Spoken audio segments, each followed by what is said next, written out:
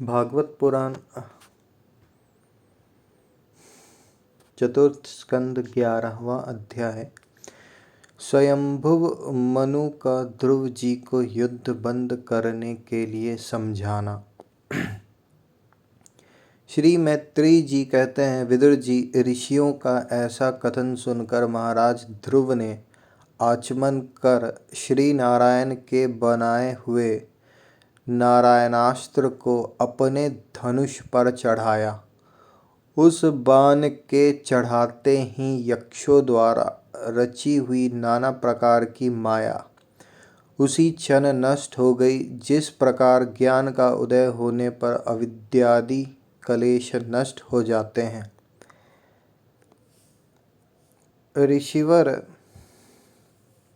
नारायण के द्वारा आविष्कृत उस अस्त्र को धनुष पर चढ़ाते ही उससे राजहंस के से पक्ष और सोने के फल वाले बड़े तीखे बाण निकले और जिस प्रकार मयूर के कारव करते वन में घुस जाते हैं, उसी प्रकार भयानक साय साय शब्द करते हुए वे शत्रु की सेना में घुस गए। उन तीखी धार वाले बाणों ने शत्रुओं को बेचैन कर दिया। तब उस रणांगन में अनेकों यक्षों ने अत्यंत कुपित होकर अपने अस्त्र शस्त्र संभाले और जिस प्रकार गरुड़ के छेड़ने से बड़े बड़े सर्प फन उठाकर उनकी ओर दौड़ते हैं, उसी प्रकार वे इधर उधर से ध्रुव जी पर टूट पड़े। उन्हें सामने आते देख ध्रुव जी ने अपने बाणों द्वारा उनकी भुजाएं, जांघें, कंधे और उदर आदि अंग प्रत्यंगों को छिन्न भिन्न कर उन्हें उस सर्वश्रेष्ठ लोक सत्यलोक में भेज दिया, जिसमें ऊर्ध्वरेता मुनिगण सूर्य मंडल का भेदन करके जाते हैं। अब उनके पितामह स्वयंभुव मनु ने देखा कि विचित्र रथ पर चढ़ते हुए ध्रुव अनेकों निरपराध यक्षों को मार रहे हैं, तो उन्हें उन पर बहुत दया आई। वे बहुत से ऋषियों को साथ लेकर वहां आए और अपने पौत्र ध्रुव को समझाने लगे। मुनि जी ने कहा, बेटा बस बस, अधिक क्रोध करना ठीक नहीं। यह पापी नरक का द्वार है। इसी के वशीभूत होकर तुमने इन निरपराध यक्षों का वध किया है। तात तुम जो निर्दोष यक्षों के संहार पर उतर रहे हो, यह हमारे कुल के योग्य कर्म नहीं है। साधु पुरुष इसकी बड़ी निंदा करते हैं। बेटा तुम्हारा अपने भाई पर बड़ा अनुराग था, यह तो ठीक है, परंतु देखो उसके वध से संतप्त होकर तुमने एक यक्ष के अपराध करने पर प्रसंगवश कितनों की हत्या कर डाली। इस जड़ शरीर को ही आत्मा मानकर इसके लिए पशुओं की भांति प्राणियों की हिंसा करना, यह भगवत सेवी साधु जनों का मार्ग नहीं है। प्रभु की आराधना करना बड़ा कठिन है, परंतु तुमने तो लड़कपन में ही संपूर्ण भूतों के आश्रय स्थान श्री हरि की सर्वभूतात्मा स्वभाव परंतु तुमने तो लड़कपन में ही संपूर्ण भूतों के आश्रय स्थान श्री हरि की सर्वभूतात्मन भाव से आराधना करके उनका परम पद प्राप्त कर लिया है। तुम्हें तो प्रभु भी अपना प्रिय भक्त समझते हैं तथा भक्त जन भी तुम्हारा आदर करते हैं। तुम साधु जनों के पथ प्रदर्शक हो, फिर भी तुमने ऐसी निंदनीय कर्म कैसे किया। सर्वात्मा श्री हरि तो अपने से बड़े पुरुषों के प्रति सहनशीलता, छोटों के प्रति दया,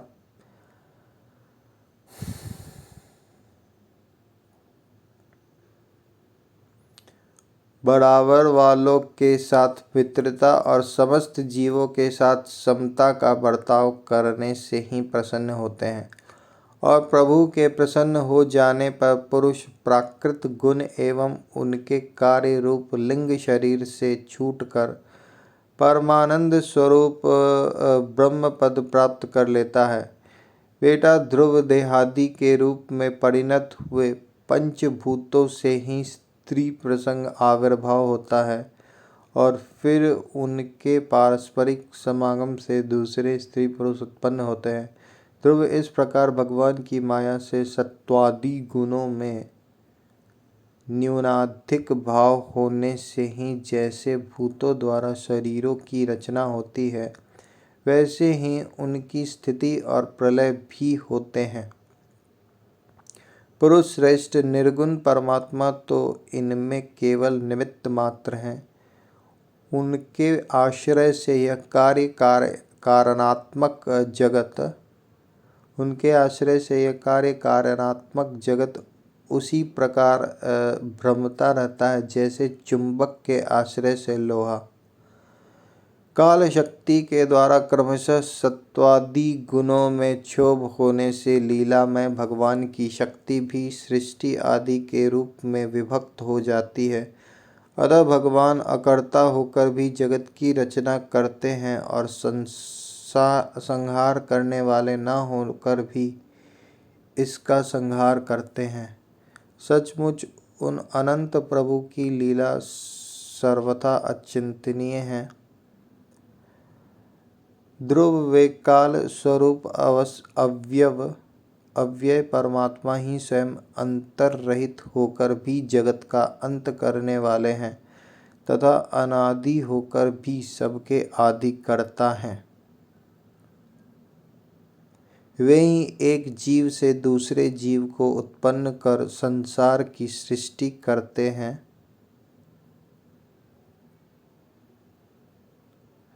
तथा मृत्यु के द्वारा मारने वालों को भी मरवाकर उसका संहार करते हैं।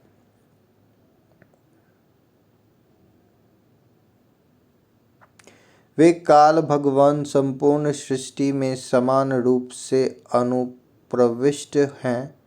उनका ना तो कोई मित्र पक्ष है और ना शत्रु पक्ष। जैसे वायु के चलने पर धूल उसके साथ साथ उड़ती है, उसी प्रकार समस्त जीव अपने अपने कर्मों के अधीन होकर काल की गति का अनुसरण करते हैं, अपने अपने कर्मानुसार सुख दुखादि फल भोगते हैं। सर्वसमर्थ श्री हरि कर्म बंधन में बंधे हुए जीव की आयु की वृद्धि और क्षय का विधान करते हैं, परंतु वे स्वयं इन दोषों से रहित और अपने स्वरूप में स्थित हैं। राजन, इन परमात्मा को ही मीमांसक लोग कर्म चार्वाक स्वभाव वैशेषिक मतावलंबी इन परमात्मा को ही मीमांसक लोग कर्म चार्वाक स्वभाव वैशेषिक मतावलंबी काल ज्योतिषी दैव और कामशास्त्री काम कहते हैं। वे किसी भी इंद्रिय या प्रमाण के विषय नहीं हैं। मदादि अनेक शक्तियाँ भी उन्हीं से प्रकट हुई हैं। वे क्या करना चाहते हैं, इस बात को भी संसार में कोई नहीं जानता। फिर अपने मूल कारण उन प्रभु को तो जान ही कौन सकता है। बेटा, ये कुबेर के अनुचर तुम्हारे भाई को मारने वाले नहीं हैं, क्योंकि मनुष्य के जन्म मरण का वास्तविक कारण तो ईश्वर है। एकमात्र वही संसार को रचता पालता और नष्ट करता है, किंतु अहंकार शून्य होने के कारण इसके गुण और कर्मों से वह सदा निर्लेप रहता है। वे संपूर्ण प्राणियों के अंतरात्मा, नियंता और रक्षा करने वाले प्रभु ही अपनी माया शक्ति से युक्त होकर समस्त जीवों का सृजन पालन और संहार करते हैं। जिस प्रकार नाक में नकेल पड़े हुए बैल अपने मालिक का बोझ ढोते रहते हैं, उसी प्रकार जगत की रचना करने वाले ब्रह्मादि भी नाम रूप डोरी से बंधे हुए उन्हीं की आज्ञा का पालन करते हैं। वे अभक्तों के लिए मृत्यु रूप और भक्तों के लिए अमृत रूप हैं तथा संसार के एकमात्र आश्रय हैं। तात तुम सब प्रकार उन्हीं परमात्मा की शरण लो। तुम 5 वर्ष की ही अवस्था में अपनी सौतेली माता के वाग्बाणों से माहत होकर माँ की गोद छोड़कर वन में चले गए थे। वहाँ तपस्या द्वारा जिन ऋषिकेश भगवान की आराधना करके तुमने त्रिलोकी से ऊपर ध्रुव पद प्राप्त किया है और जो तुम्हारे वैर भावहीन सरल हृदय में वात्सल्यवश विशेष रूप से विराजमान हुए थे, उन निर्गुण अद्वितीय अविनाशी और नित्य मुक्त परमात्मा को अध्यात्म दृष्टि अपने अंतःकरण में ढूंढो। उनमें यह भेद भाव में प्रपंच न होने पर भी प्रतीत हो रहा है। ऐसा करने से सर्वशक्ति संपन्न परमात्मानंद स्वरूप सर्वांतर्यामी भगवान अनंत में तुम्हारी सुदृढ़ भक्ति होगी और उसके प्रभाव से तुम मैं मेरेपन के रूप में दृढ़ हुई अविद्या की गांठ को काट डालोगे।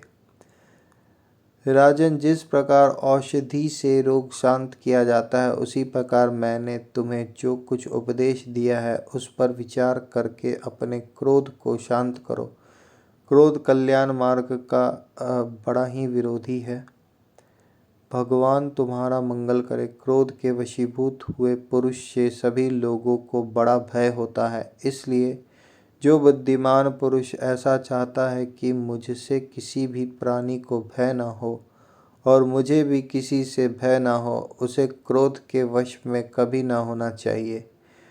तुमने जो यह समझकर कि ये मेरे भाई के मारने वाले हैं, इतने यक्षों का संहार किया है, इससे तुम्हारे द्वारा भगवान शंकर के सखा कुबेर जी का बड़ा अपराध हुआ है। इसलिए बेटा, जब तक कि महापुरुषों का तेज हमारे कुल को आक्रांत नहीं कर लेता, इसके पहले ही विनम्र भाषण और विनय के द्वारा शीघ्र उन्हें प्रसन्न कर लो।